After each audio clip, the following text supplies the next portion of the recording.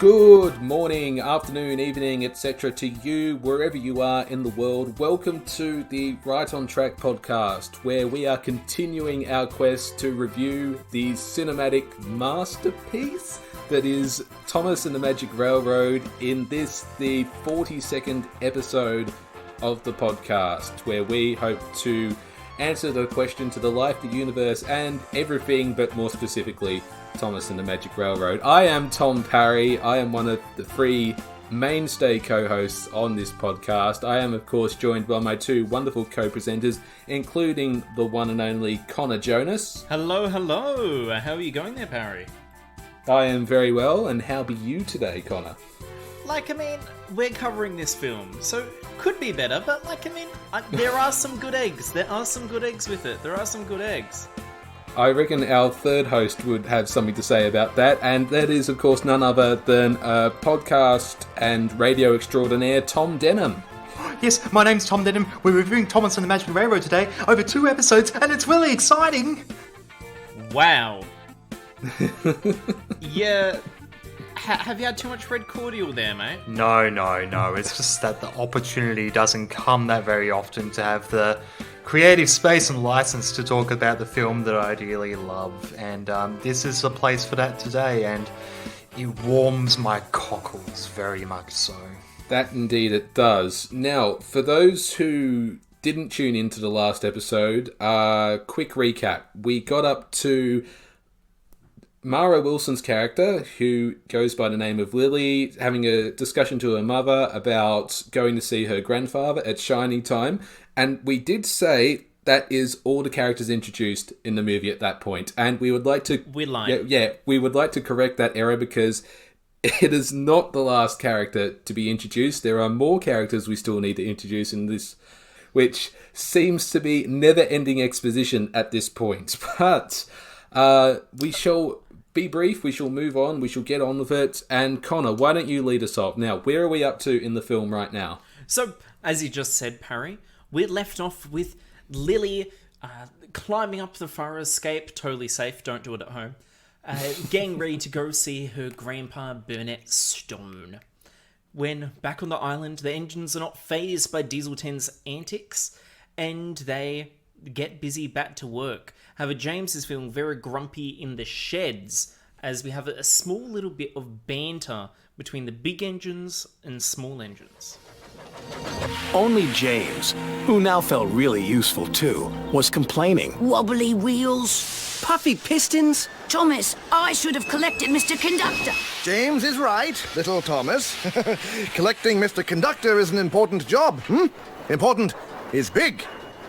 James is a big engine, You, Thomas, are small. Small, teeny, weeny. And I'm a big blue engine who knows everything. Bossy sprockets! All that steam has gone to your funnel.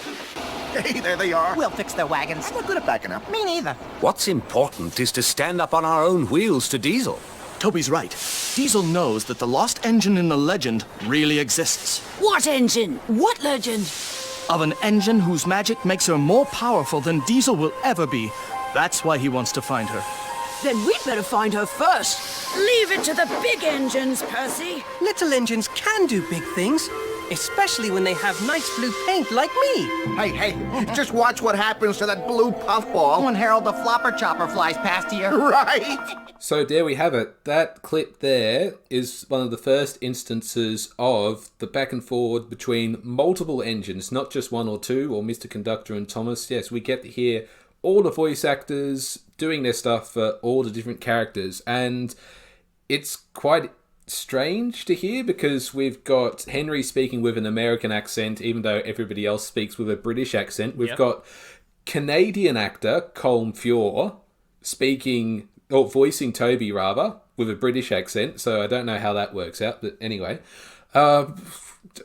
Bizarre. Denham, do you have any more to add to this? Yeah, I think one of the things that you really need to consider with this being a universal product rather than like prior to which in the TV show you'd have the UK dub and the US dub, this was accessible to both. So I can understand the reason why they would employ the services of having that mix of UK and US. On the surface, it does feel a little bit odd, but there's a methodology behind it, if that makes sense. And definitely one of the greatest changes, as you say, moving from the UK to US, is the removal of Michael Angelis in the film, who was originally supposed to, do multiple voices, including James and Percy. However, it was only after American test audiences thought that he made the characters sound a bit too old, especially for James and Percy. After they were made to sound too old, that James and Percy were replaced by Susan Roman and Linda Ballantyne, respectively. A similar thing happened with Thomas's voice actor, because he was originally supposed to be voiced by a middle-aged British postman, and the test audiences didn't like his voice either, so that's when they brought in a more traditional voice actor to fill the role. I have to correct you there, Captain Pedantry. It was actually a taxi driver that Britt Allcroft met on the Isle of Man, and when she was in this taxi with this particular taxi driver, she was particularly charmed by his voice and his kind of storyteller aspect, and she thought to herself, very much like how she kind of chose Ringo Starr with the original series. She went, that's the voice for Thomas. And I should say as well, Edward Glenn is the voice of Thomas in this movie.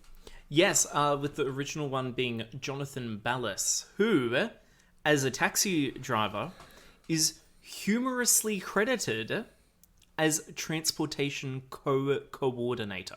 Ah, brilliant work. But overall, whilst it is a strange voice cast of characters, they still do bring these characters to life. The one that shines above the rest for me is Neil Crone and his portrayal of Gordon, which he has now returned as Gordon. Has he Yes, in the now. Oh wait, released... I know where this is going. Oh dear. Down the hills and round the wall. Yeah. In All Engines Go, Neil Crone has returned as the voice of Gordon. Oh. I've actually seen a few episodes. It's quite good. Have you seen it yet? No, and I don't intend to. Let's move on. Okay. We'll move on quickly then. Engines have back and forth banter, big and small, Gordon and Thomas. Brilliant. Classic Season 1 dynamic. I love it. Small, teeny, weeny. Then we have got the exposition from the engines as they talk about what lost engine and the magic railroad and why Diesel 10 wants to destroy this engine. And then we have a flopper chopper flyby with sneezing powder that Diesel 10 has somehow sprinkled everywhere. Like, he can't really pick it up. He can't really spray it evenly. I mean, like, he could use his claw to, like, sprinkle it around all over the place. That makes sense. Yeah, but that's Season 8 style packaging. And I like to think that we're, not at that level of laziness. But all the engines sneeze and banter. Was that fast enough for you, Parry? No, it's still a bit too slow, but okay. I should mention as well, the flopper chopper that Connor is referring to is, of course, our favourite helicopter, Harold. Yes. Is one and only seen in the movie. Mm-hmm. It's funny, it feels like that they have to have this requirement that they have to get specific characters into the film, like Harold is a very marketable character. It's a bit like Bill Murray in Zombieland, I guess. You see him, if you miss him, he's gone. That's it. Now, after this scene, we've got a little bit of slapstick comedy as Mr. Conductor messes around in the Sir Topham Hatt's office while talking to him on the phone. And then we get nighttime at Tidmouth Sheds, where Mr. Conductor is going insane talking to a ball and bat as all the engines sleep next to him. Yes. This is one of the criticisms which has been levelled at the movie and at Alec Baldwin. It's just, he's too silly and we don't know what's going on. And, I think we'll just play the scene. It needs to be heard to be believed, really. So who dropped the ball then? Oh, there you are. I'd like to have a nice cup of hot cocoa. Would you fellas care to join me? No? What would you rather do instead? Go outside and play? Well, I can understand that. What do you think? Why do you keep hitting him like that? You're gonna have to have a timeout. It's straight after this scene that Diesel 10 attacks the engine shed. Well, more accurately, he takes down the scaffolding, which for some reason is up against a hole in the wall. Why there's a hole in the wall of the engine sheds, we don't know, but it's... There's a perfectly good explanation for this. Okay. Okay, I've got a theory. Oh no. So buildings do need to go through a time when they reach a certain age. They do need to go through a time where they're fixed up to maintain their structural integrity, especially if they're particularly old. And if you notice in between series 5 and 6, the timber shed roof raises a little, which suggests that the Magic Railroad is canon because we see the scaffolding of them fixing this as it's happening, and it's like that in the next season. Like, yes, but at the same time, in Series 3, the shed changed like 2 or 3 times. Yes, but a season doesn't like take place in 1 year. Do you reckon like the incident of like Percy's promise and escape happened within the same 12 months? And this is one of the years. Anyways, but... Yeah, I don't particularly like this theory. It's good, but, the problem is that it makes the Magic Railroad canon, and we don't want that. But... So... Now you hang on just a minute. Boys, settle down now. Yeah, okay. I'll send you both back to class. So... Both of us are older than you. Yeah, Connor. And yet you're still listening to me.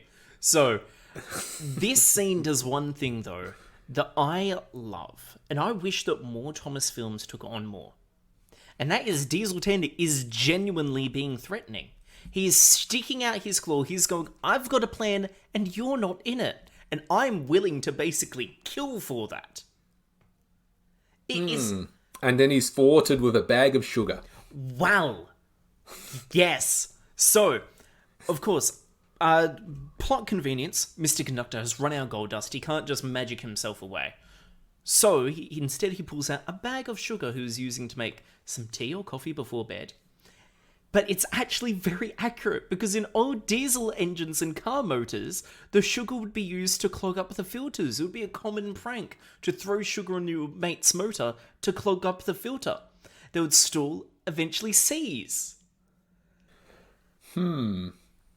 Yes indeed. But so, it's after this incident with Diesel 10 and the sugar that Mr. Conductor realises, okay, if I'm going to stop this maniacal diesel, I need help, or some sort of help at least. So he decides to venture into the forest. Again, don't question it, just go with it. And then he's instructed by a rabbit who's written on a piece of paper to try eating some vegetables, and that's how he gets the idea to call his cousin. Now, Connor, who's this cousin and where's he come from? Oh, well, his cousin is currently just lounging out on an island, having a wonderful time, drinking a summer sundae whilst listening to the song Summer Sunday.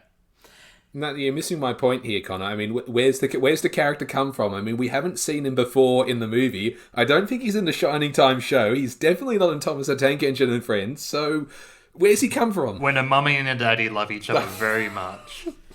Yes, that's because we are now introduced to Mr. Conductor's cousin, Junior, who's played by the Scottish actor Michael E. Rogers. Why is he called Junior when he's his cousin? My guess is because his father and therefore Mr. Conductor's uncle he was named after. Is it like... It's because he's the junior conductor. Oh, he's a junior conductor in training. I guess so. Yes, I thought maybe it was like an Elmo's World situation where you've got Mr. Noodle and Mr. Noodle, the brothers. I don't know. Anyway. Right. Fair. But yeah, the character... If you have seen all of Shining Time Station and all of the UK Thomas the Tank Engine and Friends, up until this point, like, first of all, like, you would have no idea about the story of Lilly and Burnett Stone's son. They're out of the blue. But here we are, a solid 32 2 minutes into the film. So a third of the way into the movie, and we're still being introduced to brand new characters. Yes. Films do this all the time. No, not like this, they don't. And they don't introduce such influential characters, because Junior very much becomes a part of the main Sodor troupe, I would say. When you've got characters in the Island of Sodor, you've got Thomas and Percy, you've got Mr. Conductor, Junior, and Lilly. And then, on Shining Time side, you've got Patch and Burnett. And then Lilly, when she's there. And that's the main grouping there. Of course, you've got Billy Two Feathers and Stacy to the side, but like in the main film, they did have bigger parts, but not in this. Yes, indeed, and we should also note that in order to contact his cousin, Mr. Conductor Senior, Alec Baldwin, he decides to use a couple of bellflowers to telephone his cousin, who promptly answers the call on his shell phone. Get it? It's like cell phone, shell phone.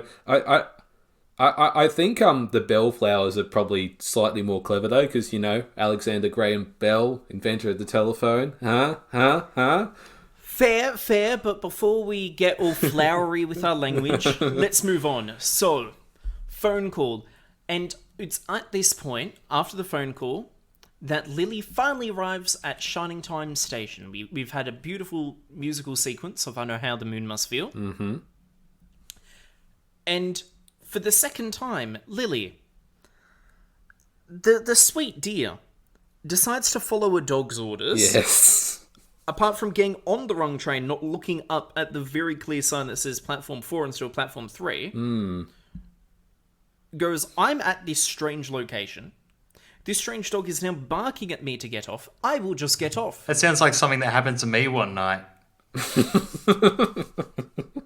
We'll need to talk about that later, Denham, okay? Yeah, it's probably not suitable for this podcast and our demographic. But anyway. Yeah. Where she gets off and then she meets Junior, who we literally just met before, and suddenly it's, oh, hi, Junior, hi. Now, this scene isn't too special, and I would gloss over it, but it has got one brilliant piece of foreshadowing. Mm-hmm.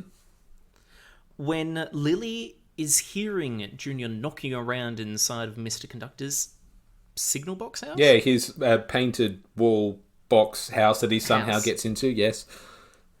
His conductor's quarters, Junior admires 6 little cute glass figurines on a shelf. Oh, 5.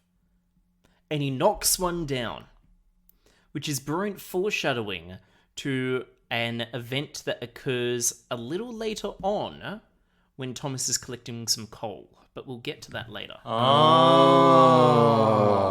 I'm 27 years old and I just realised that. Yeah. Oh my goodness. He's a good egg, that Connor. Yes, he is. Thank you. I read it somewhere on Twitter about 2 years ago. Anyways. No. Okay, now I take that back.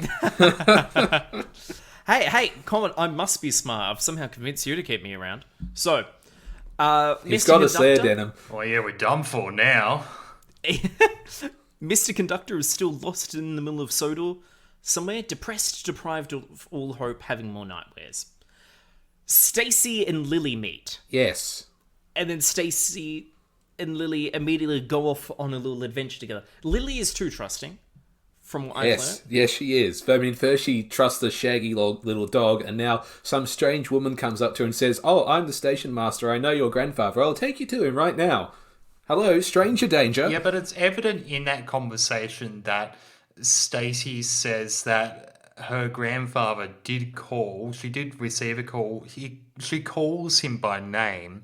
So obviously there's some sense of trust there. Yes, but, just...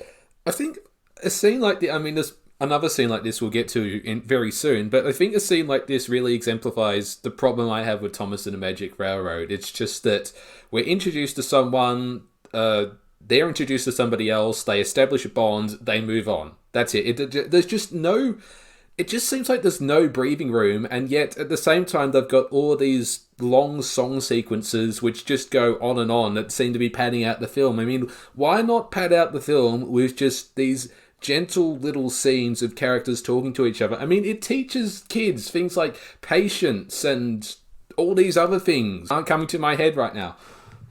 I do think I have to disagree with you there, Parry. I think this scene's done really lovely. Like, they go on this lovely car trip through the beautiful Isle of Man, and there's this wonderful moment where obviously Stacey has some connection with the Stone family, and they reminisce on her grandmother. I think that the way that this is paced is really nice. Right, well, yeah, Isle of Man, of course, doubling for, like, the Pacific Northwest of America. Yeah, another thing about this scene, have you noticed the car that Stacey is driving, the two of you? It reminds me a bit of Greased Lightning, but I don't think that's the point you're referring to. No, that's not the point I'm referring to. Okay, Stacey's driving a convertible Mustang. I want to know, how is it that a train station manager can afford a Mustang? I think you've just said your own answer there, Parry. She's a manager. Managers do earn a pretty penny, and there is no suggesting that there is a Mr. Jones, so Stacey Jones could be single and thus has more money for herself. Like, true, but I feel like the only reason she's got a Mustang is because it's red. Yeah, I think that's it, because a Mustang's pretty much one of the furthest things you can get from a steam locomotive. Well, I think the real reason is that they were filming on the Isle of Man, and they said to themselves, hold on, we're in the Isle of Man, but we're pretending this is America. Does anybody have, like, an American car just lying around? And they saw someone with a left-hand drive Mustang and said, that'll do. Look out, it's Mustang Stacey. Oh. Hey, you never know. But, move faster. So, this is a brilliant brief scene of Shining Time in Muffle Mountain late at night with, on the radio, Some Things Never Leave You playing. It's a brilliant song from the soundtrack. I recommend everyone listening to this to go listen to it. You sort of get the whistling of Lady happening in the background. Then you cut to nighttime on Sodor, where you see Cranky at Knapford, or at least his legs at Knapford. You do know that he is a transportable crane. Yes, technically. We saw him move around all over the place in Series 5. Like, he was never in one place. True. He's there working, obviously, on heightening the roof at Knapford Station. Ready for Season 6. Yeah. And that's why in Series 5 we never see Knapford Station and we see Kirk Ronan instead. I made a joke and he took it as canon. I cannot believe this man. I cannot believe this man. These working conditions. So, brilliant sort of callback in this scene is Percy and Thomas are talking whilst delivering the mail, the post, late at night, about the magic railroad and the magic buffers that Percy overheard Mr. Conductor talk about in his sleep after they're attacked by Diesel 10. Little do they know that Diesel 10 is lurking in the shadows nearby, listening to them.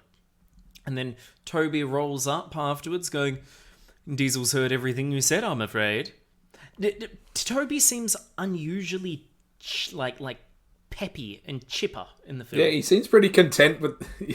but it's strange though, isn't it, Denham? Like, you know, he seems perfectly content with the fact that Thomas and Percy have just divulged huge secrets to a Diesel that was overhearing them. If anything, though, I think this further exhibits the naivety shared between Thomas and Percy. And Toby, being one of the older engines, I think knows that at the end of the day that the steam engines will prevail and that Diesel is maniacal enough that he's not going to get his own way. And Toby oversees that, if that makes sense. Maybe, but in earlier film, when all the engines 1 to 7 without Edward, because Edward's model wasn't ready yet, are talking, Toby says, I fear he will destroy us all. It's like, You've got a big grin on your face. You fear he'll destroy you all. Look scared.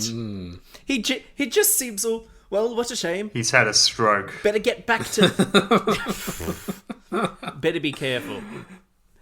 Anyways, so, Toby, very much the hero he is, goes and spies on Diesel 10 and Splodge. I don't have time to say both names. Inside the scrapyard shed. And as they're scheming and talking about these things, Toby goes, I need to do something. And he rings his bell very loudly. Now, if I were not to know how the scene were to play out after this, I would call Toby an idiot. No, I would too, actually. Like, ringing the bell's only going to draw attention to you and, have them come and chase after you. Yeah. I mean... But Toby's a strategic kind of engine. I feel like he would know that it would take them longer to get to where he is. Fair. But at the same time, they're in a scrapyard, so that loud noises that are abrupt aren't really going to be too jarring. But anyways, what does follow, apart from Toby's heroic last stand, is that Pinchy knocks the shed down on top of Diesel 10 and Splodge. And then Pinchy bursts out from the roof, looking around for where it comes from. And Diesel 10 goes, I hate it when you do this, and tells Pinchy to stop, further implying Pinchy's sentience. Is it possible to suggest that Toby could have preempted this behaviour and he knew that would have happened, hence why he rang his bell to get their attention? Diesel 10 think Pinchy's alive, but is not. Well, I guess that it would explain why Toby rang his bell, is because he knew that Pinchy would misbehave, just as Diesel 10 knows that he's always misbehaving. Because I think the likelihood that Toby would have escaped the clutches of Diesel 10 and Splodge is very unlikely, because according to our favourite Wikia, the Thomas the Tank Engine Wikia, Toby's top speed is just 30 miles per hour. That's not fast. I mean, there are people who run faster than that. Oh, yeah. Impressive. Yes. But, okay. So the top speed of Toby is 30 miles an hour. Top speed of Diesel 10 is 90 miles an hour. Yeah, so 3 times as fast. Literally 3 times the speed. So I will give that. Toby knowing Pinchy will misbehave, I'll give you that. But then something very special happens. And I'm not too sure whether you guys know this, but after this scene, and it goes, Diesel 10 and so on, it talks about how the steam engines are still right on track, and then it cuts to a really useful engine. Aha, it's funny you say that, because when I was thinking of a name for this podcast, that's what I based it on. What? Sure you did. No, I remember right on track as a saying. In fact, even as a pop 1987 song. But I never remembered. Are you telling me that the entire time the podcast has been a reference to the Magic Railroad? Yep. I think I hear the Kill Bill music in the background. Connor is just going to unleash some vengeance now on Denham. You're lucky you live a state. Hey, at least it's better than calling all engines. Calling all engines is amazing. We'll fight on that. But... No, okay, I think that before anyone tears another's limbs off, right, what happens immediately after really useful engine plays? Let's keep going. I mentioned this before in regards to the 5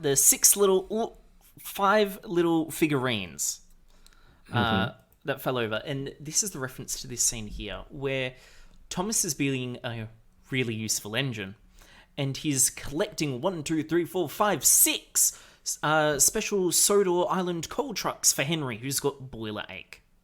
Even though, he had a complete refurbishment and shouldn't need special coal anymore, but anyway. I will touch on that briefly, but before I do, as Thomas bumps couples.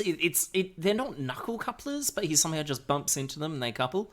Anyways, the sixth coal truck rolls away through the magic buffers and disappears.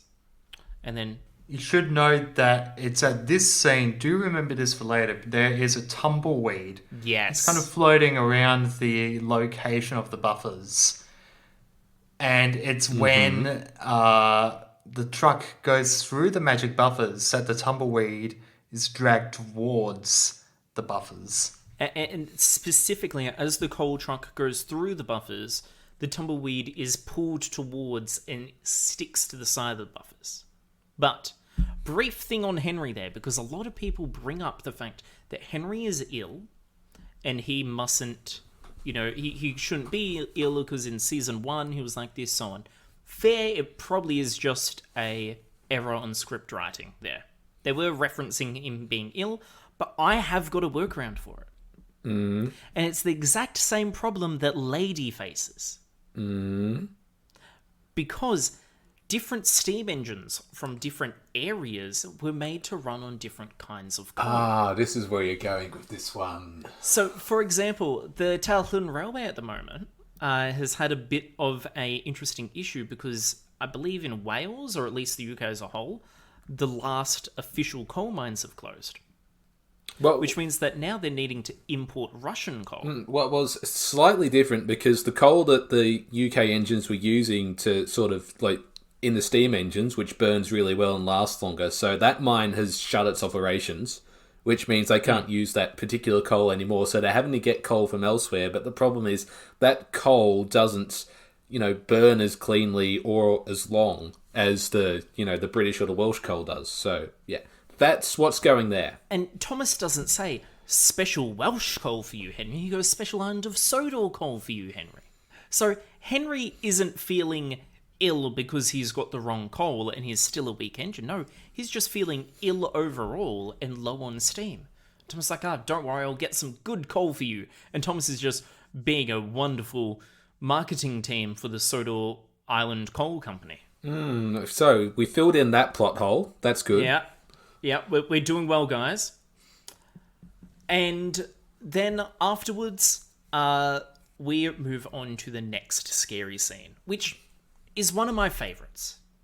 Denham, would you like to explain what happens as Mr. Conductor is walking towards a viaduct? So, as Connor says, Mr. Conductor is solemnly walking towards the viaduct, and then the looming figure of Diesel 10 can be seen approaching in the distance. And when he seeks out Mr. Conductor, he tries to run up a hill, but to no avail, is caught by Diesel 10 with the thanks of Pinchy, and he takes him over the viaduct and holds him over the edge, threatening him to find out where the magic buffers are.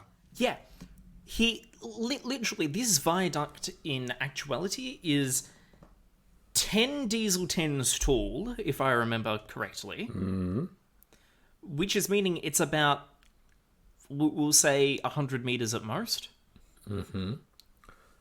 And here we are, having a human character, not a wooden figurine, a human character, being held over the edge, threatened to drop in a kid's film.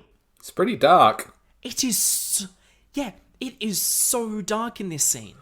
It's one of my favourite scenes. In fact, for Alec Baldwin being trapped inside a claw, they made a giant robotic Diesel 10 claw for him to be put in. That's commitment. Yeah, I want that claw. Oh, I want that claw in my room with a little joystick. I should have said that's resource and sagacity. I think it's about being clever and wise, Mr. Parry. You're giving me boiler ache. So, Mr. Conductor, quick wit, grabs his garden shears? Yeah, because you never know when you're going to need some garden scissors. Yes, yeah, what? Fair. And he cuts a hydraulic pipe on Pinchy, which somehow causes the claw to release and fling Mr. Conductor all the way across Sodor to land right where he needs to go, and he's been looking for the entire time, the windmill. And not only that, he's landed on a big pile of flour bags that we, the audience, have put there for him. So, we've completed our mission, guys. How good on us? So you see, gents, we are an integral character in the plot of Thomas and the Magic Railroad. Okay, so if you haven't seen Thomas and the Magic Railroad, you're going to be lost at this point, and you're going to say, hold on, why is Mr. Conductor thanking us for putting the bags of flour there? And I'm lost and I've seen it. We don't know the answer to that either. Yeah. I mean, you got to give him credit. Like, the guy has caliber. Like, Alec Baldwin has done so many movies, and he's definitely stretching himself here. Like, this is one of his first, like, major kids films. It does remind me a little bit of Jim Carrey in the TV show Kidding. He has that kind of quirky local show host vibe about him. It works well, and I know that this is it's a kids thing. It's fiction, fantasy. We think about it in our own way, but he literally flew halfway across the island because there's no way that windmill was right next to the viaduct, or else Diesel 10 would immediately go there to get him. Quite right, yes. Which means that he's got to have had quite a rapid speed, and then flump onto a pile, a flump onto a pile of flour bags. That's a flump. Like, that's got to hurt.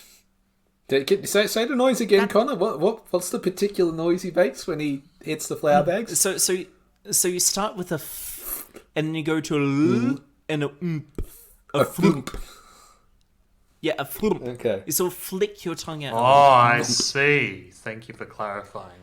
But it's I shan't question that. Because we questioned everything in this movie, we'd be going on for another 3, 4, 5 episodes of this. Yeah, and honestly, like, we got 17 minutes through the last one, and that took an hour? Yep. We had a lot of complaints. but, okay. Thankfully, everyone, I'd like to say we've got an extra 30 minutes through the movie now. Oh, excellent. Cool. So that means... And we're not even at an hour. Oh. So today, Magic Railroad, tomorrow, the world. Who knows? Cut down with that. Look at us.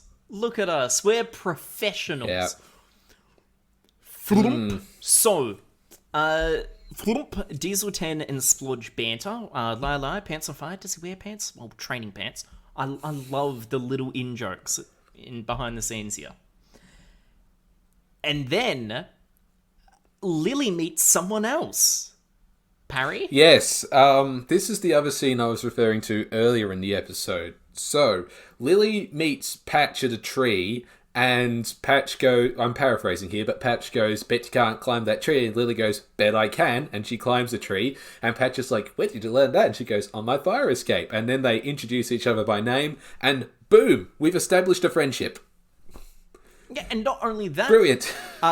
Ben Stone walks up, and Patch is like, hey, I want to take Lee down to the station. That all good with you? If Lilly wants to? Yeah, sure. Okay, have her home by sundown. Okay, off I am, riding on a horse with this strange boy that I just met. They bonded? This is the most PG romance ever. Wow. Okay. I warned you that Cody McCain's, is a bit older now, and his name isn't Patch. McCain's. He's done it again. That and Cody McCain's is about 10 years your elder. That hasn't stopped anyone before. Fair. That never stopped anyone. Fair. But, in this film, I've always seen this as a children's film. I think about it, I go, oh yes, Lily's a child and so on. Right now, Lilly, Mara Wilson, Lilly actress, was, in her early teens when the film was being made. And now she's 34. I look at these and I go, oh, look at the young teenagers. How foolish they are. I need to remind myself that this film is over 20 years old. It blows me away because it is not what I would expect from a 20-year-old film. I would expect much worse from that.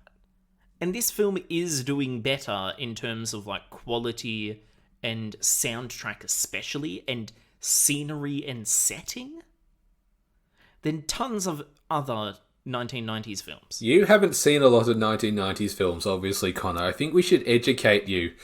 Yes. Listen, okay? It could just be the rose-tinted glasses, because whilst I do give this movie critique now, back as a child, I would watch it on repeat. Mm-hmm. We all did, Yeah. but in fairness, yeah. Yeah. Anyway, so Lily goes to the station with Patch, where she once again meets Junior, who has, appeared now in his full conductor uniform. Mm-hmm. And he goes, "Oh, hi Lily, didn't think I'd see you again. Want to go to the island with me?" The island of Sodor? Yeah, sure. Yeah, let's go. Yeah, fantastic. Okay, so in the space of, a few hours, Lily has accompanied 2 male figures who she's only just met on adventures elsewhere. She's a very trusting person. Yeah. I do appreciate the can-do attitude, and, normally I would be critiquing her for believing that she can go to a magical island where your dreams do come true and all the trains talk. However, again, she is currently talking, with no hesitation, of course, to a man that's about 12 inches tall? Yes, that's a fair point. So, obviously, what do I know? And then, of course, they arrive at the island of Sodor. They arrive. Thomas is there. He goes, "Boys, you're selling this scene way too short." What? First time we see the Magic Railroad. Okay, yeah, the first time yes. we technically see the Magic Railroad. Which isn't very magic. It's the first time we get to see the Magic Railroad. We go on this journey, they're floating through, and it's mysterious and interesting. We've never seen anything like this before. It is very beautiful, I will give you that, but I do prefer a later Magic Railroad. It's covered in vines. You can't see what's going on. There's no beauty there at all. But I think that's the beauty of it. It's mysterious and kind of foreboding. We don't know exactly what it is because this is the first time that we've seen it. It almost has that kind of similar quality of the tunnel scene in Willy Wonka and the Chocolate Factory. I hope it's not exactly like Charlie and the Chocolate Factory. That would be... More or less like the bits with the flashing colours is all kind of whizzing by. It has that tunnel effect. If you say so. Parry, you may say it's covered in vines. You can't see, the magic of it all. It's beautiful. I ask you, is Stonehenge beautiful? No, definitely not. It's ruins. Machu Picchu? No. Wonderful. Okay. The Leaning Tower of Pisa? Overrated. All overrated, all of them. Wonderful. Dilapidated architecture, it's just not appealing at all. The Bendigo Firehouse. Which one? The one that's now a theatre. I'm indifferent to that one personally. Beautiful, because, okay? Beautiful. So, all of these things, okay, there is beauty in ugliness, okay? That's why we love you, Parry. So moving on. Steady on there, boys. Oh, bunker.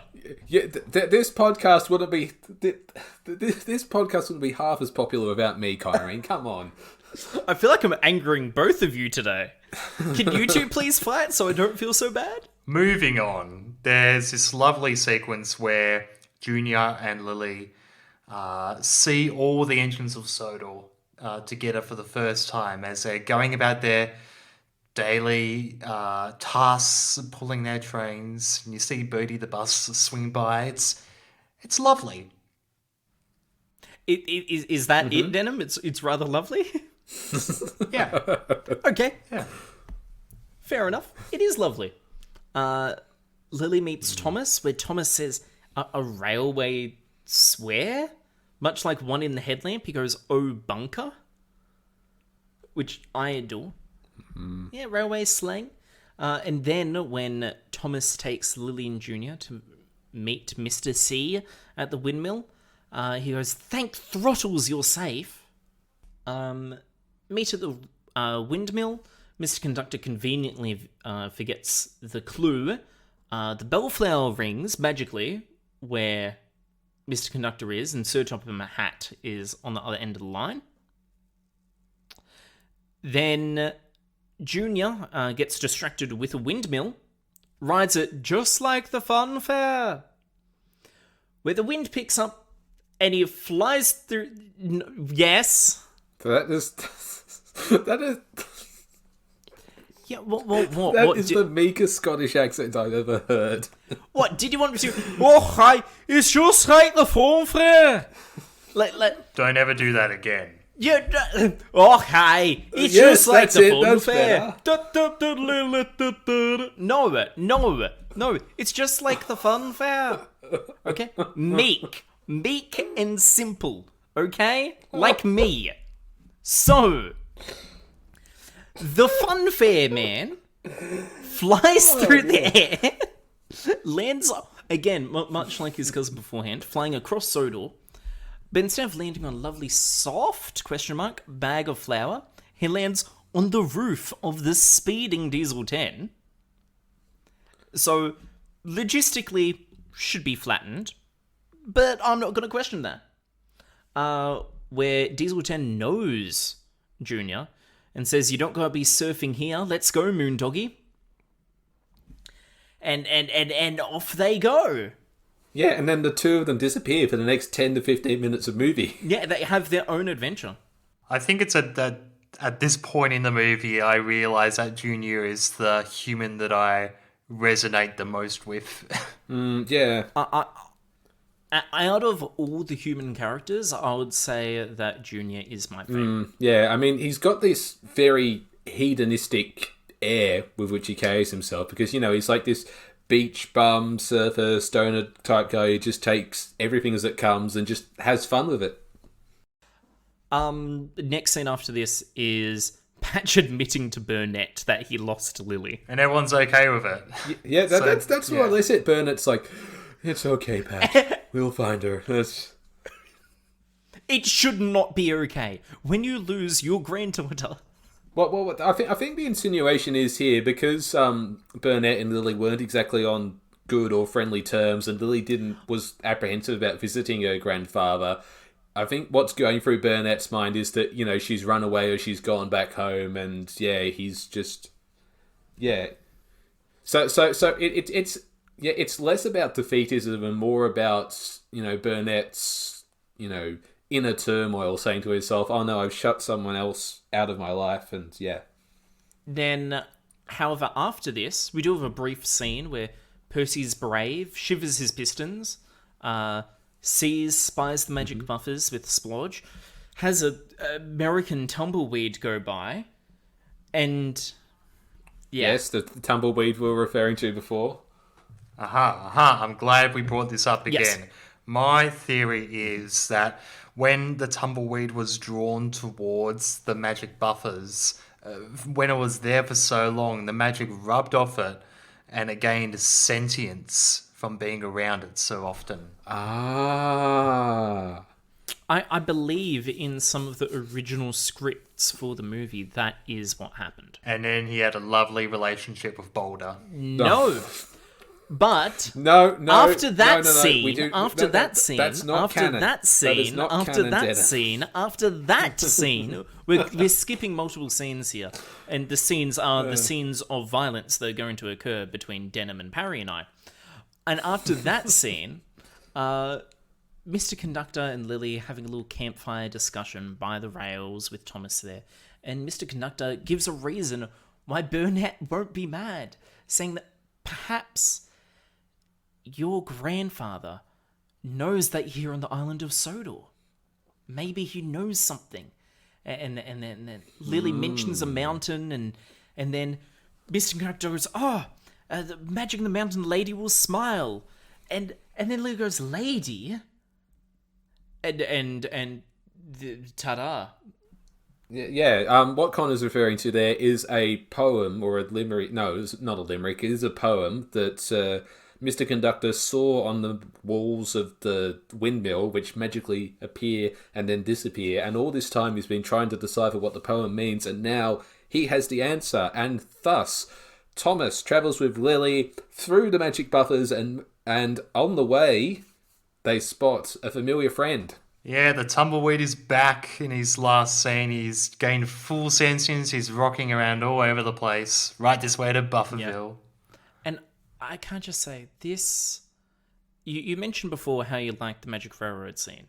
This scene here is the one that I adore the most for the Magic Railroad. It's not when Lilly and Junior goes through. It's not when Lady goes through it, although that is an equally amazing scene. But this one's just a bit better.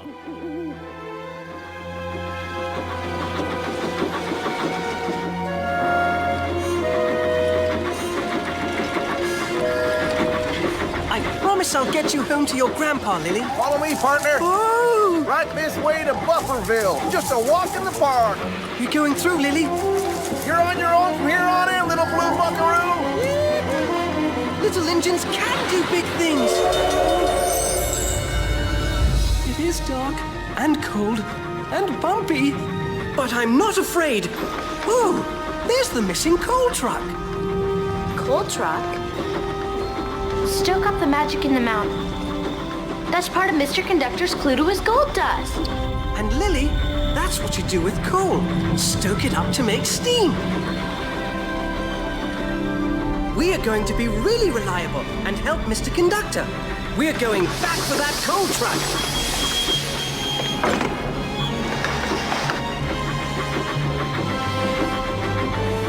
Buffers? Coal truck? We're starting to solve the mysteries, Lily.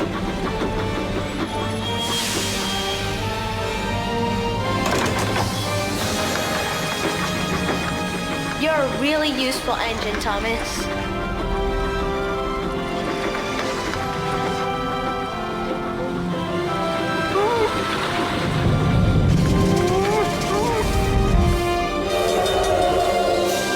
Lily, where are we?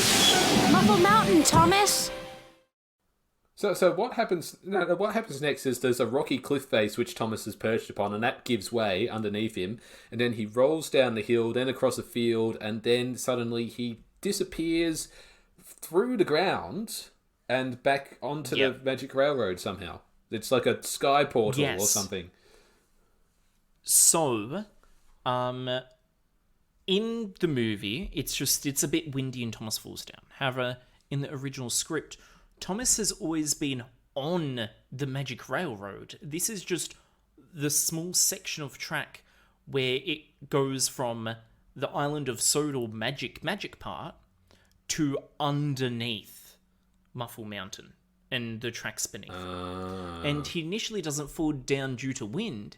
He initially falls down due to P.T. Boomer setting off explosions trying to get into Bernard Stone's workshop. Because yes, P.T. Boomer is still supposed to be in the film. We haven't mentioned him yet today. No. And we should also point out, if we go back a bit, the scene where Stacey is driving her red Mustang to meet up with Bernard Stone, we see a figure on a motorcycle, and that figure is supposed to be... What's his name again? P.T. Boomer? Yes. Yeah, I almost called him P.T. Barnum, Barnum, but that's another person entirely.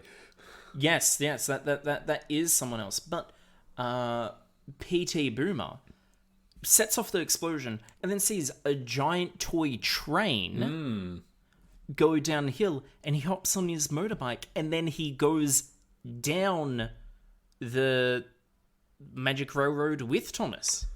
That is originally what was supposed to happen. Well, we're mighty glad it didn't then.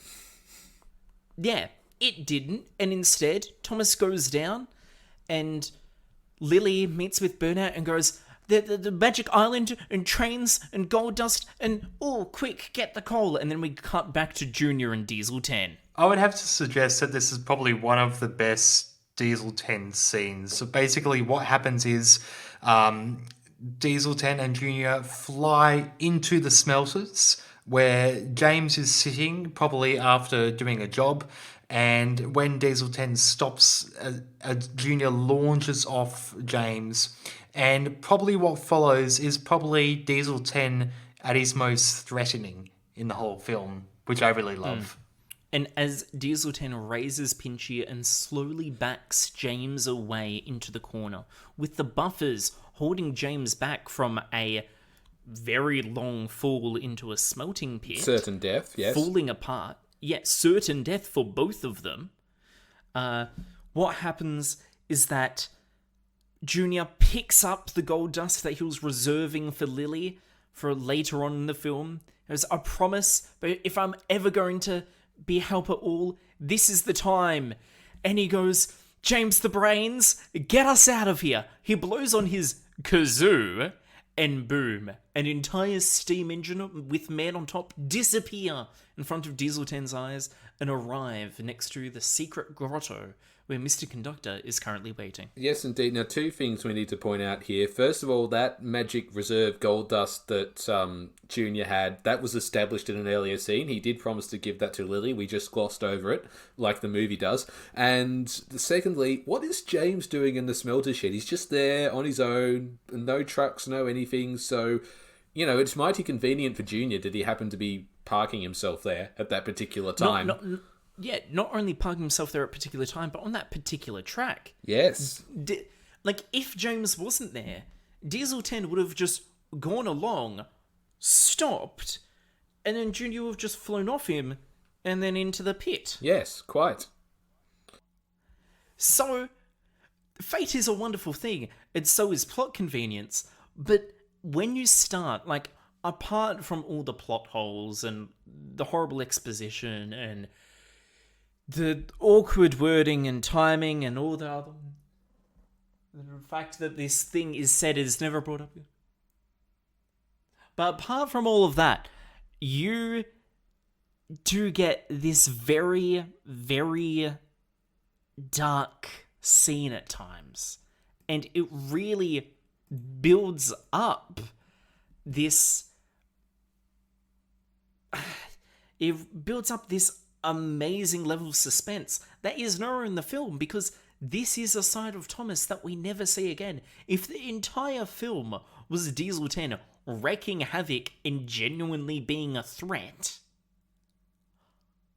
this would be amazing. My favourite scenes are either the ones with good music or where there's genuine danger. Are you a bit of a sadomasochist, Connor? Is that what's going on here? No. I just hate humanity. I prefer the company of trains. Yeah, I'm sure you do. Also, kids, whatever you do, do not Google sadomasochism. Please don't. You see, now that you mention it, those that haven't and weren't thinking about it are going to. Don't do it. I mean it. Absolutely do not do it. I gotta say, if there's any point in the film that really does it for me, it's here. There's so much that builds up towards this event and the coming of characters and the character arcs and the plot itself, and seeing Lady being steamed up and this large, beautiful steam engine breathe into life. There's something so majestic about it. I really love how they go through this tunnel, they go down the magic railroad, and it starts glowing this beautiful green colour. And as they chart further, they see the magic railroad in its full glory and its full potential in this kind of beautiful painting aesthetic, very much like a Disney movie. And I don't know, there's something about this whole sequence that hits a very strong emotional chord for me. I don't know, it does something, it stirs something within me whenever I watch it now. And I found that on the last viewing I had of this. It does send chills down my spine.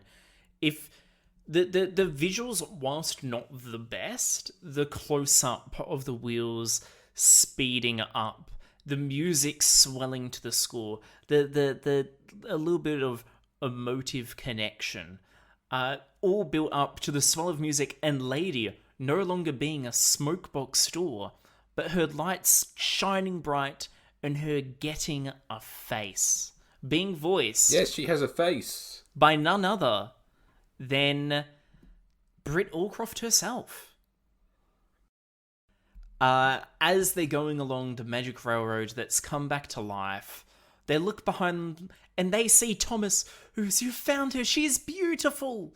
And then together, both Lady and Thomas together exit the magic buffers together back on the island of Sodor, where they meet up with Junior and Mr. Conductor, for the magic railroad's magic engine has been found at last.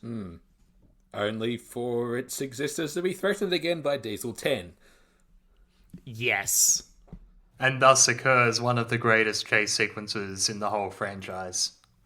It is a good chase sequence that, of course, happens after this. So more or less, like, Diesel 10's chasing Lady, who's being followed by Thomas, and then they go across, all the landmarks of the island, and then they get to the viaduct, the effects of which are pretty good, by the way. I mean, we see it crumbling and collapsing, and the steam engines make their way across, but Diesel, because he's large and heavy, he falls into the little waterway below. Yes. I didn't really sell that scene. I'm sorry. It's not really as. It's more epic than that. I've made it sound less impressive than what it actually is, but it is actually probably for me the highlight of the movie. Yeah. Well, Diesel 10, not only has he actually fallen down into the canal, he has landed in a barge down below, which is pulling some sludge along. And I don't know whether it's just me, but... Do you think it's a metaphor for the movie, Connor? No. Hang on now. Sorry, that was mean of me. This is not connected, actually, but the barge engine itself, the actual motor behind it, does it look like it's got a big gun on it, or is that supposed to be a mast? Because it would be a mast. No, you're right. It is a gun. It's a big, tank it is. gun. See, so, yeah, for some reason, there's a big military, what looks like an anti-aircraft gun on a boat. Hear me out. What if Diesel 10 belongs to the military, and they knew that he was going to fall down there at that time, so they went to go pick him up? Oh, that's officially canon now.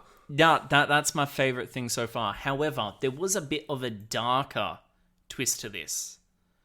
Because in the moment that Diesel 10 falls off the viaduct, down into the sludge, throughout the entire chase, by the way, there has been a PT Boomer on top of him, technically.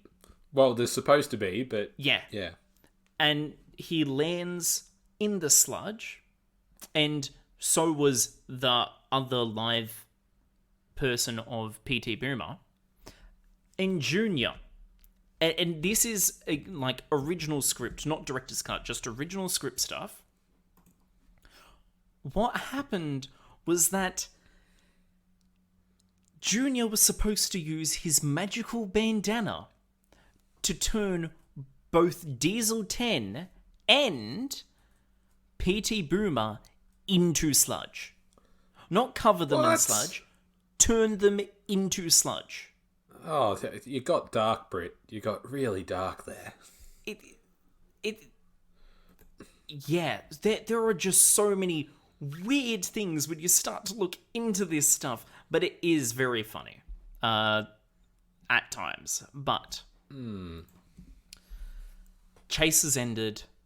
Thomas and Lady meet back at the grotto, where they cover the idea of the way to make gold dust, the swirls that spin so well, and they add the embers the shavings that came from Lady on the Magic Railroad. They mix it with the water, they throw it in the air, and gold dust. Gold dust. Gold dust. Yes, indeed. And that's it. Conflict over. That's the resolution. And then, of course, there's bits at the end where they all say goodbye to each other and they go back to their happy lives. And yeah, that's it. That's the feature-length debut of Thomas the Tank Engine. And it's time for us all to go home, just like Thomas. Yeah, but before we do go home, I think this would be an opportune time for us to take a breather and to head into a little musical interlude. That's right, Parry. It is time for a musical interlude. And it is a very special moment because we have come to the end of the film, which I am silently celebrating. Yes! But at the same time, it is a shining time for all of us, really. But, first of all, this is your shining time from the movie of Thomas and the Magic Railroad, sung by Maren. Every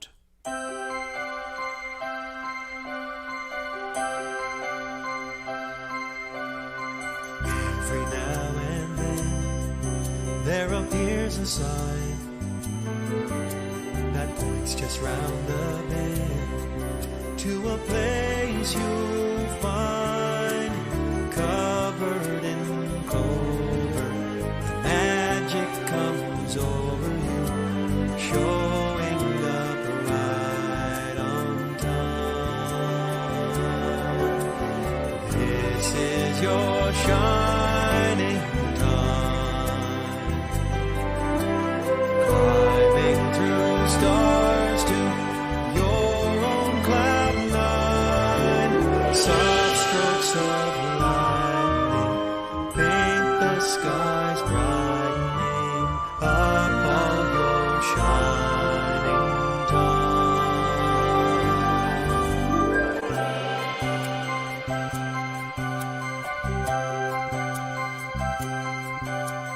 Feel the golden sun and your heart will soar, knowing all at once you've been here before, wandering through stories of your childhood memories, calling you back once more. This is your shining time, climbing through stars to your own cloud nine. Warm, cozy places, welcoming faces greet you in shining time. climb aboard, we'll take a magic journey. Wondrous worlds await you down the line. All you need to there to take your times hold on tight. This is your shining time, climbing through stars to your own cloud nine. It's always with you. If you can just see through into your shining time.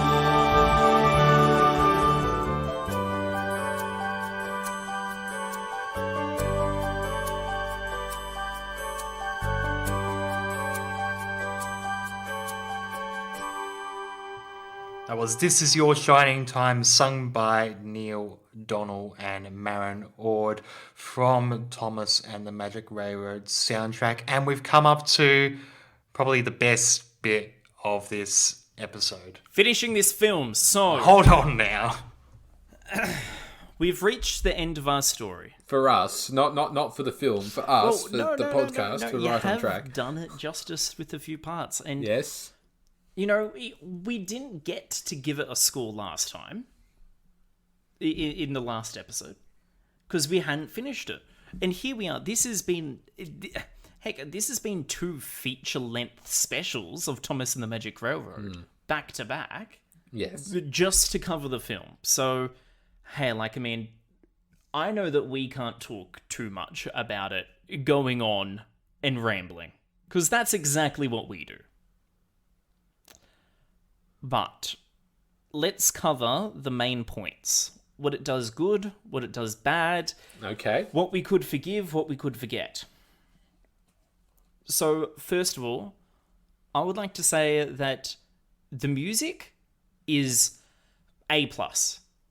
The music throughout the entire film, even the custom written music such as This Is Your Shining Time, even How the Moon Must Feel, and all just the little bits, even the children, even the singing of Really Useful Engine are brilliantly put together. Especially in those emotive, magical moments, the music that's like 10 out of 10 music for me. Okay. The music, in my opinion, in my humble opinion, I don't know whether it's as good as Connor's selling it, but I think it's definitely pleasant. Like, I could listen to it and enjoy it. So, yeah, you're looking at like a 7 or an 8 from me for the music. Yeah, music is really interesting. I think, first and foremost, it would have been really interesting to see what Mike O'Donnell and Junior Campbell would have done with this score. I think that's an opportunity that unfortunately was missed. But in lieu of that, we do have the amazing Hummy Man. I think he does a tremendous job at echoing those previous compositions that we have heard in the show before, but also some really beautiful, magical new stuff. I think there's some great musical moments that hit some tremendous emotional beats. For that reason, I'm going to give the music an 8. Okay, there we are. So I think we'll move on now to the performances, because I think for me the performances are the greatest strength of Thomas and the Magic Railroad. Connor, your thoughts? So there are plenty of parts that are hit and miss here, but they are very good. Alec Baldwin sometimes is a little bit too crazy and childlike, and doesn't make much sense. But for a kids' film, I can see that. But as an adult that may need to take the child to the film, it's a get me out of here now. Brilliant job to both Mara Wilson and Cody for playing Lilly and Patch. They did brilliant performances there. There may have been times that it seemed like the dialogue was a bit forced and unnatural. But that's not their fault. No. That's really the fault of like the screenwriters. Yeah, exactly. So I say that they've done an amazing job. I feel that Junior absolutely nailed his role. Every line that Junior said was perfect. And then Stacy, Billy Two Feathers, and so on. Like, that's again, I feel, the screenwriter's fault. They weren't brought to justice in the film. So I'm going to have to say that overall, for acting performances, I would say it's a 6.5 out of 10. Oh, okay. So this is where we differ quite greatly, Connor and I, because the performances, I love how Alec Baldwin absolutely commits himself to the role. I don't care how silly he is, it's enjoyable to watch. Peter Fonda as well, just, this is, let's be fair, a pretty mediocre children's film. The amount of effort he puts in here is just, like, phenomenal. Like, you can tell, like, he's a heartbroken man. He's really struggling. And, yeah, it's fantastic to see. Junior as well, fun character, well played. Dee Conn as Stacy, just warm, motherly, wonderful. Lilly as played by Mara Wilson. Now, in her autobiography, Mara did say that Thomas and the Magic Railroad was a time when she was, not really comfortable with being an actress, and she was sort of having her own mutual separation with Hollywood, and she didn't really know, how to sort of project herself or portray herself in this. But I honestly couldn't tell that looking at her performance. I think she's very composed. She's quite believable in her role, so she's great as well. Overall, everyone's pretty good here. I would give them a 9 out of 10 for acting. Yeah, I have to agree. I think there's some really strong contentions in the acting. We have an amazing cast that's been put together, which is, I guess, unlike anything that we've seen in Thomas before. We've got Alec Baldwin, we've got Mara Wilson, we've got Peter Fonda, Dee Conn is amazing, but I think Junior is the one that really steals the show for me. I think he's in real top form. I love his acting. I think he's... I think that cheekiness really leans into that. And I'm invested. I'm invested in each of the characters' stories as we go along. For that reason, I'm going to give acting an 8.5. Okay. Going to very briefly touch on voice acting. I feel voice actors, as like how they performed, I feel they did well. Especially Neil Crone, who like played a good 3 or 4 different people. Engines. Yes. Which isn't unusual for voice actors. I mean, they often portray more than one character in any particular project. Oh, yes. However, I feel more so in terms of perhaps casting fault. They didn't feel like the engines that I knew. Yeah, I mean... It wasn't Percy, Henry, James, Toby. It was, Percival, Jemima, Henrico, and Tobias. I do feel like Toby is Toby, though. Gordon's Gordon, though. Gordon's good. Thomas is...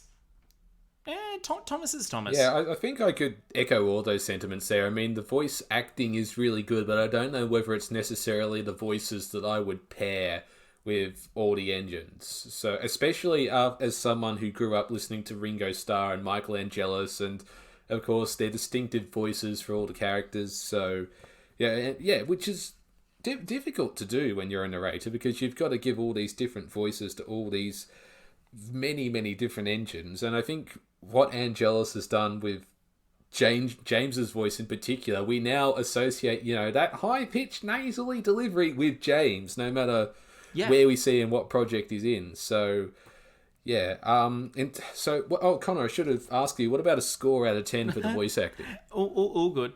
For voice acting, I'm... Oh, crap. Like, voice actors, they did good, but it isn't the voices I would give them. It's not the voices that I've seen with them. It's not the voices that I believe anyone else really sees with them, unless this was their first time watching any Thomas media. So I'm afraid I'm going to have to give it a 5. Parry? Okay. I would say 6 out of 10. Like, it's better than average. Okay. Denham. Yeah, I think thinking about this, I have to cast back to my earlier remark that this is for a UK and a US audience, so I can understand the liberties that have been taken here. I do feel like Thomas is very Thomasy, Gordon is very Gordony. Some of the other characters are questionable, as I did allude to just before. I do think Toby sounds like Toby. Neil Crone, again, is amazing as Diesel 10. I think Sploder and Dodge are fantastic. Look, I think I'm going to have to give voice acting a 7. A 7. Okay. This, of course, will... I feel it's a very, very brief one in terms of set.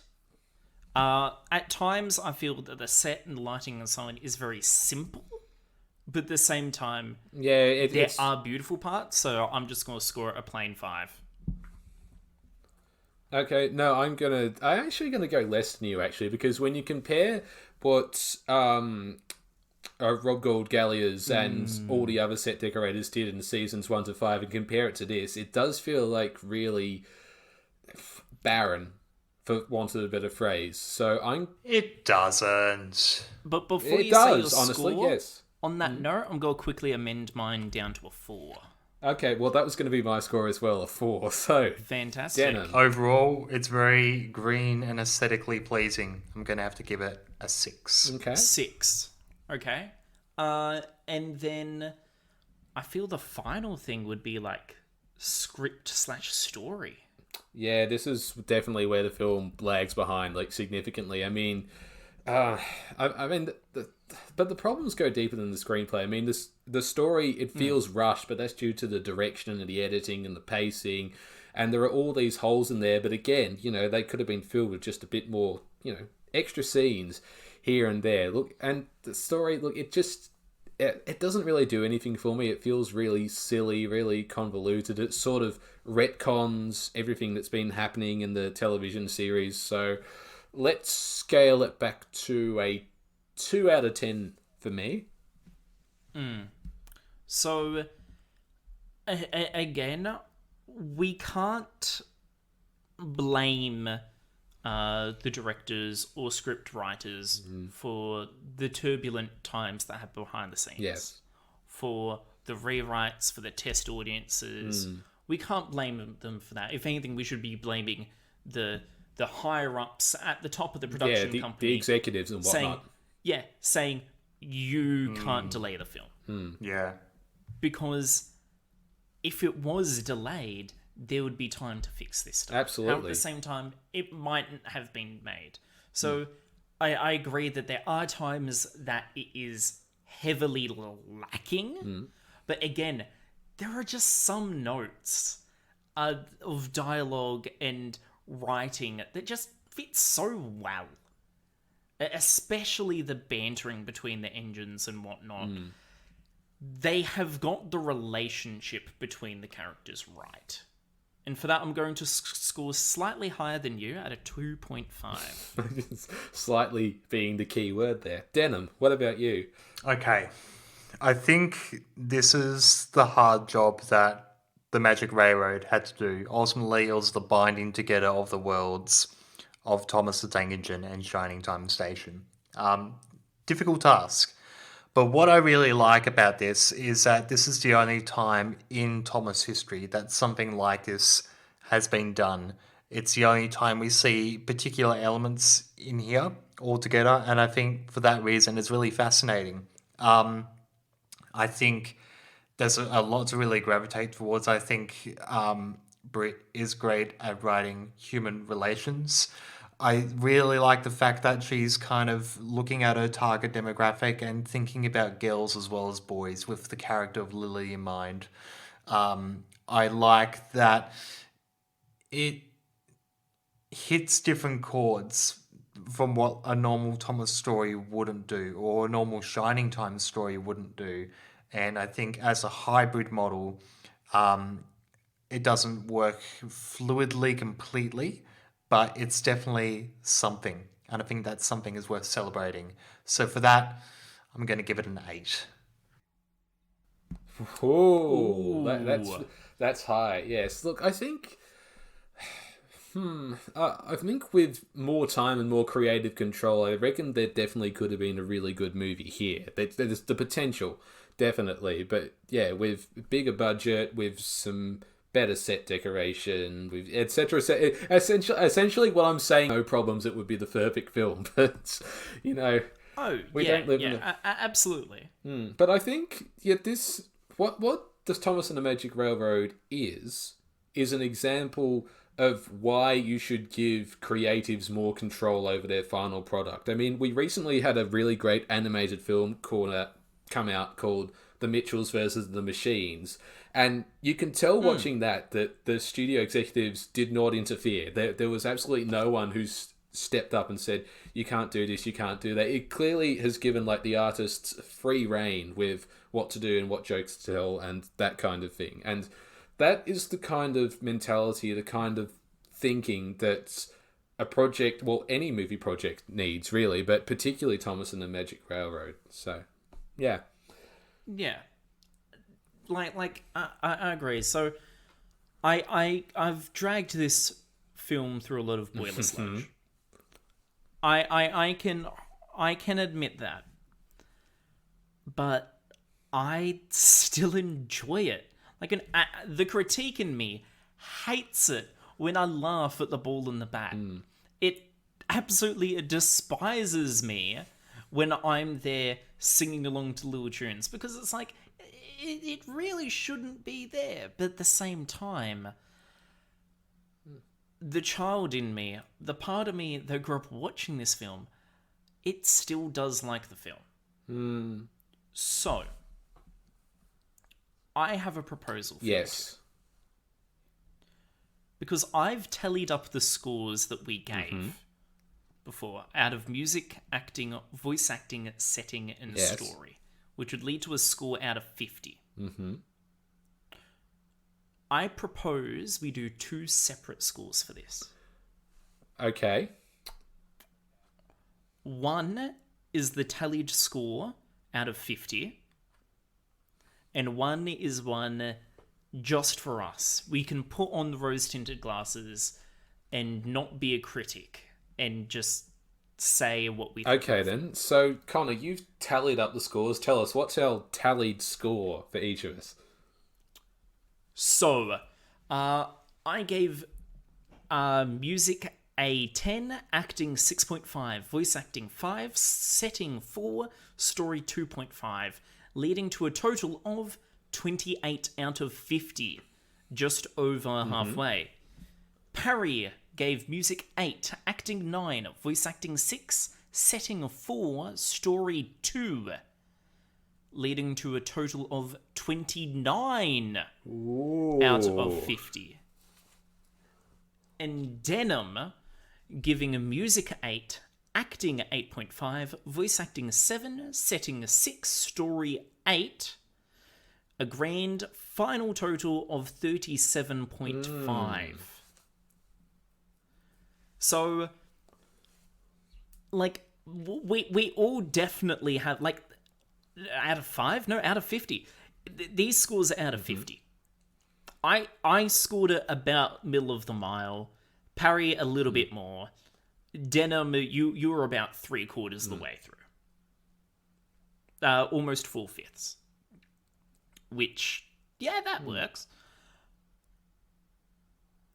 I feel, though, that as a personal film to me, when I sit down and watch this film as a guilty pleasure, yes, wholeheartedly. So, as a personal score, I'm going to give it a 8.5. Okay. Well, for me, and I approach this as both a fan of Thomas and an accredited film critic, flex. Oh, here we go. For me, Thomas and the Magic Railroad, like, it's neither here nor there. Like, there's lots of stuff I love and appreciate about it, but there's other stuff I can see where it definitely does fall behind, not just in terms of, like, being a film, but being a Thomas story. So, considering those things, I would give it a final score of 5 out of 10. So, you're looking at 2.5 stars as a film and 2.5 stars as, like, something within the Thomas lore.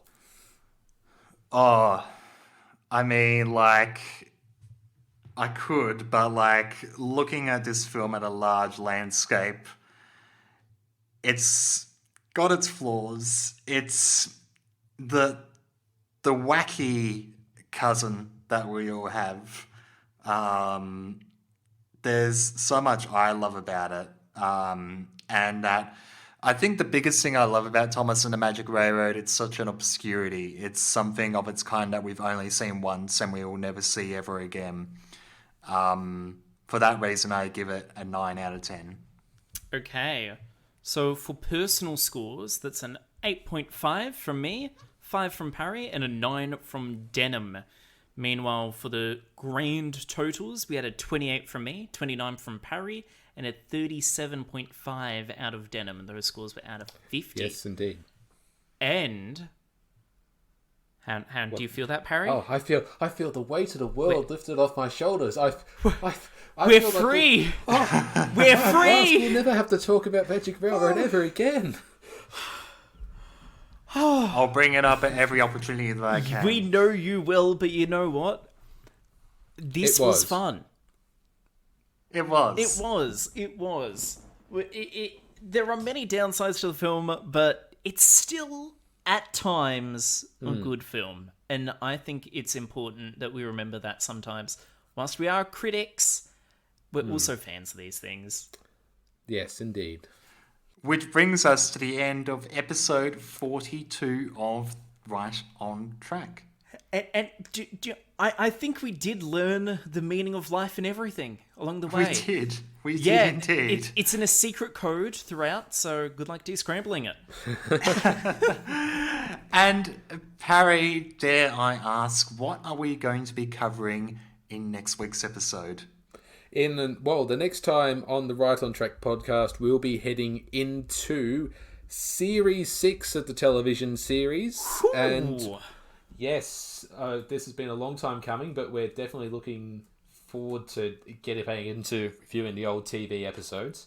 And the stories we're going to be covering are Salty's Secret, Harvey to the rescue, and no sleep for Cranky, hopefully with a special guest. And I think all that's left for us to do now is to, well, we've got to plug our socials first of all. So, Denham, you start us off. You can follow us on Twitter at OnTrackThomas. You can follow us on Instagram at TTTE_right-on-track. And of course, there's also our Facebook page, which you can find at facebook.com/RightOnTrackThomas podcast. And we've got email as well. Our email address is rightontrackthomas, all lowercase, at gmail.com. And if you want, you can check out our new website. Yes, indeed. Hey. At rightontrackthomas.wixsite.com/podcast. Yes. We have now got our own little website now with the RSS feed, and video of the month, and friends of the podcast. It's amazing, guys. There's some goodies there that you should check out. Absolutely. Now, we want to thank everybody who sent in voice clips for the last 2 episodes. Unfortunately, we didn't have time to include them all, but we hope to put them onto something special for our social media pages at some point in the near future. Yeah. We'll do a little bonus track for you all. That we will. Absolutely. But until that time comes, I've still been Denham. I've still been Parry. I'm still Connor, and this has been the Right on Track podcast, guys. Adios. Bye. Hooroo.